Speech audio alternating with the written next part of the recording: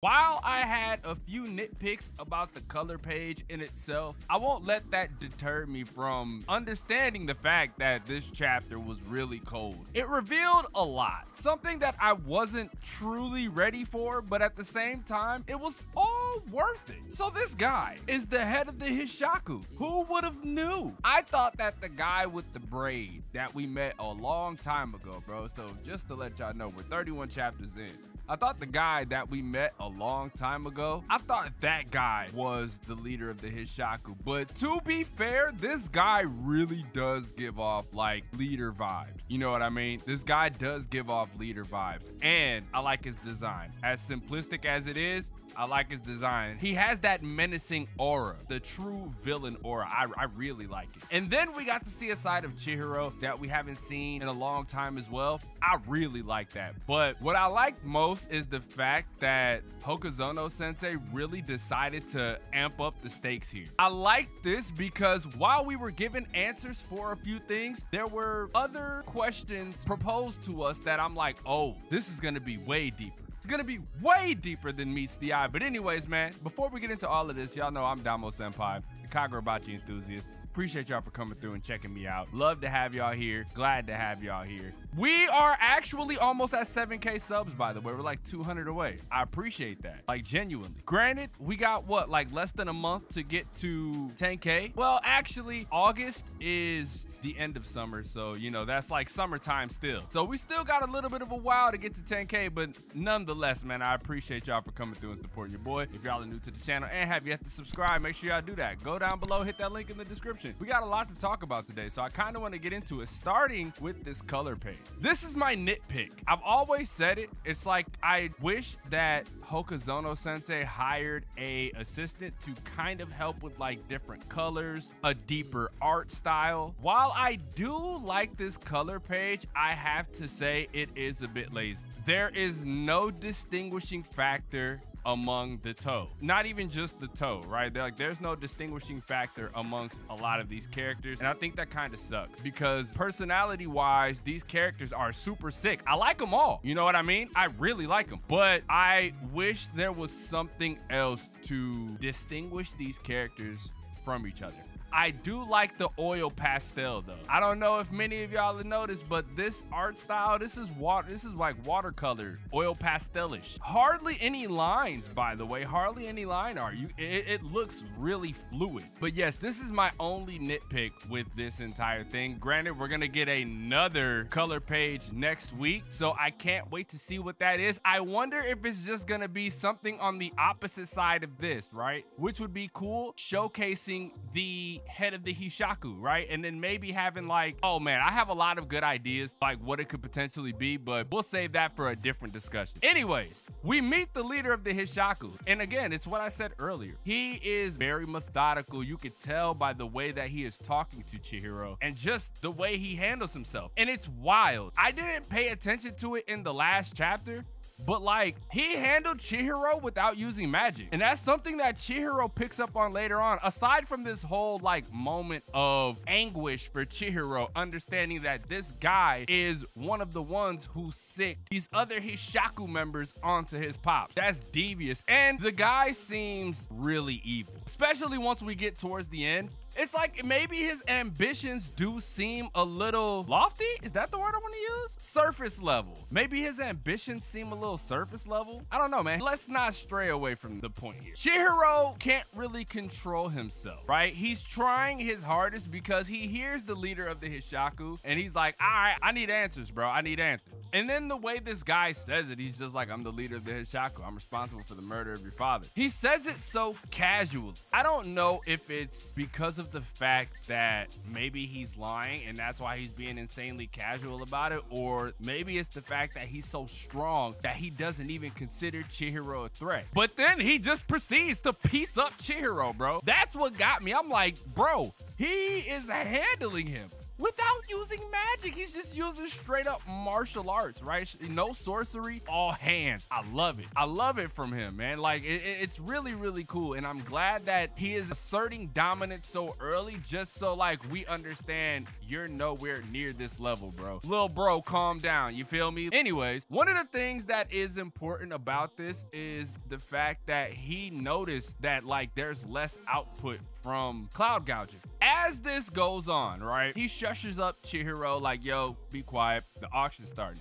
So as we get into the auction, before I get there, right, Kyoto calls Kunishige a hero, right? So I don't know if he's just being a contrarian here. I don't know if he's just trying to use his words to butter up to all of the people here, but he calls him a hero and that they were attacked by an enemy. I'm interested to know because the Hishaku, correct me if I'm wrong in the comment section, the Hishaku were formed after the war, right? So if that was the case, who was the enemy before the Hishaku?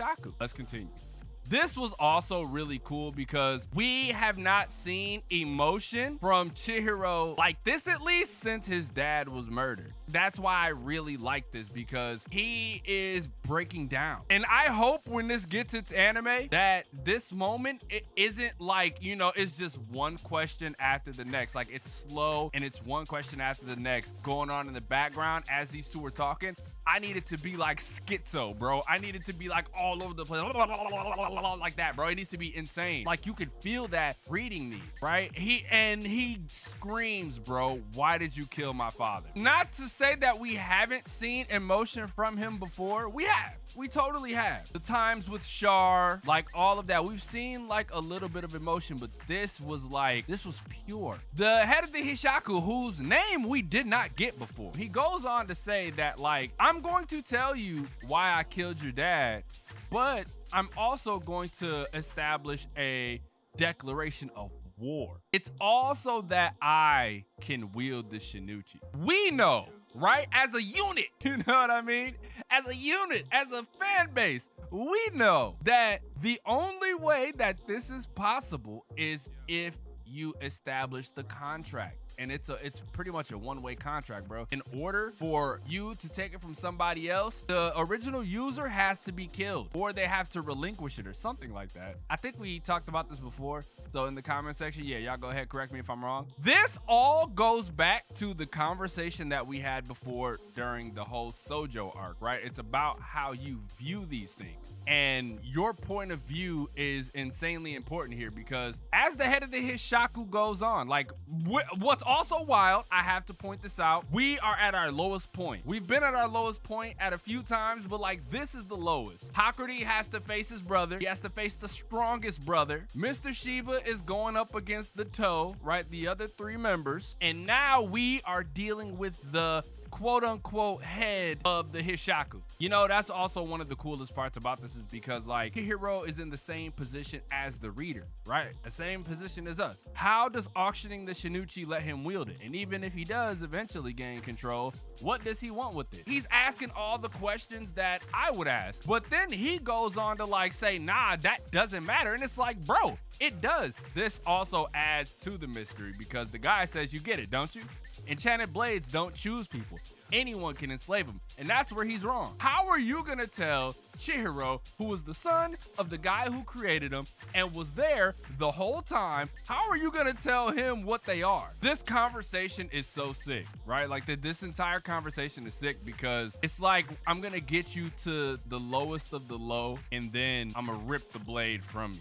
That's what it seems like. And to put the knife in Chihiro's back even a little more, he says, why don't we take our time and have a little chat? Curious to see what's grown from the seeds of hatred I sowed all those years ago. I won't bore you. I have a lot to tell you after all.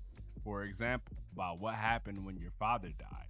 And it's like, that is important, right? That is very important, because we came to the conclusion that everything changed when Kunishige died, right? Like, it wasn't one of those deaths that like everybody mourns and then there's a calm period. No, everyone mourns and then everyone moves. They shift into gear. It's insane how important this death is. And I've reiterated that statement in almost every chapter that Kunishige comes up. Every review that I've done, anyone that mentions Kunishige, I always detail how important Kunishige was. And then Chihiro had enough. And it's cool how like one of my favorite panels in this entire series comes up, bro. It's so cool because he said they need to be stopped. He shows everybody, Sojo, Kyora, the head of the Hishaku, and of course our queen, which hopefully, you know, she pops back up at some point, but that's neither here nor there. And he remembers those blades are special to me.